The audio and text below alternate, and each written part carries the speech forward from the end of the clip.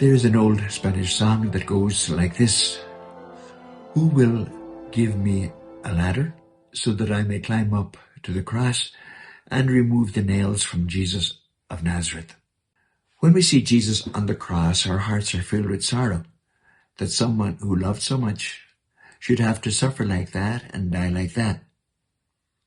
And it would not be surprising that one of us would want to climb up and remove the nails and take Jesus down from the cross. But Jesus could have come down if he wanted to. If he stayed there, it was because of his love for us. So he does not ask us to take him down, but to stay with him a while, to contemplate his face and listen to his voice. And we can do that.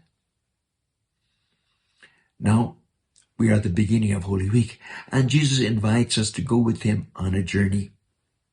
We don't need a suitcase. We don't need an aeroplane. It is a journey of the heart. To go with him to Jerusalem, where he is betrayed by a friend. To go to the supper room, where he washes the feet of the apostles and celebrates the first Mass. To go with him to Calvary, where he dies for us on the cross. And finally to the tomb, where he rises from the dead. We can be as close to Jesus as Mary Magdalene was, or St. John, when they stood beneath the cross.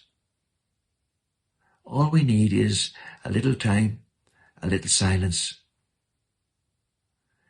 We can stand beside his mother Mary and take her hand.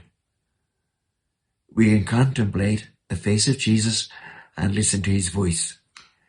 And it would be great if we could say that this was the best Holy Week of my life, because I have never been so close to Jesus on the cross. May God bless you. Have a wonderful Holy Week.